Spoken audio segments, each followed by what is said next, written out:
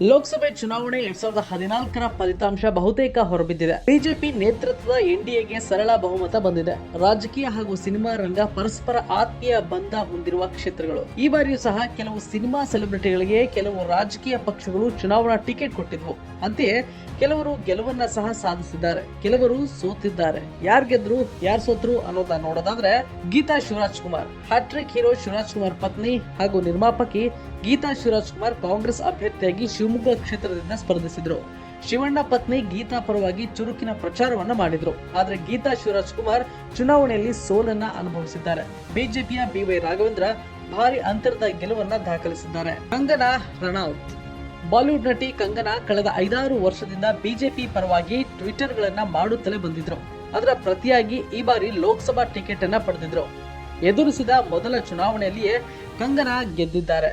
ಹಿಮಾಚಲ ಪ್ರದೇಶದ ಮಂಡಿ ಕ್ಷೇತ್ರದಿಂದ ಚುನಾವಣೆಗೆ ಸ್ಪರ್ಧಿಸಿದ ಕಂಗನಾ ಲಕ್ಷಕ್ಕೂ ಹೆಚ್ಚು ಮತಗಳ ಅಂತರದಿಂದ ಗೆದ್ದು ಬೀಗಿದ್ದಾರೆ. ನಂದಮುರಿ ಬಾಲಕೃಷ್ಣ ತೆಲುಗು ಚಿತ್ರರಂಗದ ಸ್ಟಾರ್ ನಟ ನಂದಮುರಿ ಬಾಲಕೃಷ್ಣ ಟಿಡಿಪಿ ಪಕ್ಷದ ಅಭ್ಯರ್ಥಿಯಾಗಿ ಹಿಂದೂಪುರದಿಂದ ಚುನಾವಣೆಗೆ ಸ್ಪರ್ಧಿಸಿ ಗೆಲುವನ್ನ ದಾಖಲಿಸಿದ್ದಾರೆ.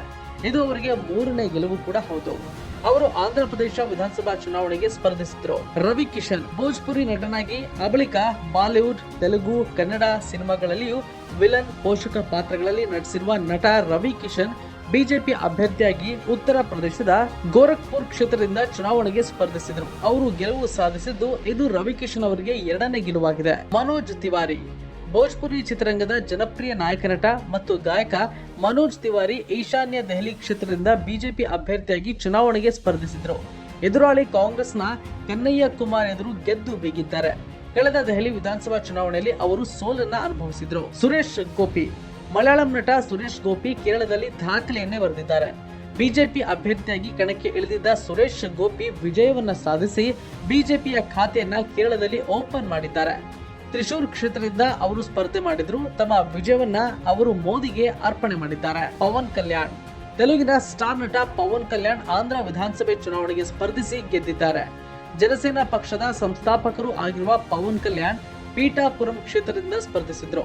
ಅವರಿಗೆ ಭಾರಿ ಜಯ ದೊರೆತಿರುವುದು ಮಾತ್ರವೇ ಅಲ್ಲದೆ ಜನಸೇನಾ ಪಕ್ಷದ 21 ಅಭ್ಯರ್ಥಿಗಳು ಸಹ ಗೆಲುವನ್ನ ಪಡೆದಿದ್ದಾರೆ. ಶತ್ರುಘ್ನ ಸಿನ್ಹಾ ಈ ಹಿಂದೆ ಬಿಜೆಪಿಯಲ್ಲಿದ್ದ ಹಿರಿಯ ನಟ ಶತ್ರುಘ್ನ ಸಿನ್ಹಾ ಮೋದಿಯ ಏಕಮೇವಾಧಿಪತ್ಯವನ್ನು ಟೀಕಿಸಿ ಪಕ್ಷದಿಂದ ಹೊರಬಂದಿದ್ರು. ಅವರು ಟಿಎಂಸಿ ಅಭ್ಯರ್ಥಿಯಾಗಿ ಪಶ್ಚಿಮ ಬಂಗಾಳದ ಹಸನೋಲ್ಸ್ ಕ್ಷೇತ್ರದಿಂದ ಸ್ಪರ್ಧಿಸಿ ಗೆಲುವನ್ನ ದಾಖಲಿಸಿದ್ದಾರೆ. ಹೇಮಾ ಮಾಲಿನಿ ಮಥುರಾ ಕ್ಷೇತ್ರದಿಂದ ಬಿಜೆಪಿ ಅಭ್ಯರ್ಥಿಯಾಗಿ ಸ್ಪರ್ಧಿಸಿದ ಹೇಮಾ ಮಾಲಿನಿ ಮತ್ತೊಮ್ಮೆ ಭಾರಿ ಅಂತರದ ಜಯ ಕಂಡಿದ್ದಾರೆ. ಈ ಹಿಂದೆಯೂ ಅವರು ಇದೇ ಕ್ಷೇತ್ರದಿಂದ ಗೆಲುವನ್ನ ಕಂಡಿದ್ರು. ಕೇವಲ ಚುನಾವಣೆ ಸಮಯದಲ್ಲಿ ಮಾತ್ರವೇ ಕ್ಷೇತ್ರದಲ್ಲಿ ಕಾಣಿಸಿಕೊಳ್ತಾರೆಂಬ ಆರೋಪ ಅವರ ಮೇಲಿದೆ. ಹಾಗಿದ್ರೂ ಅವರು ಗೆಲುವನ್ನ ಸಾಧಿಸಿದ್ದಾರೆ.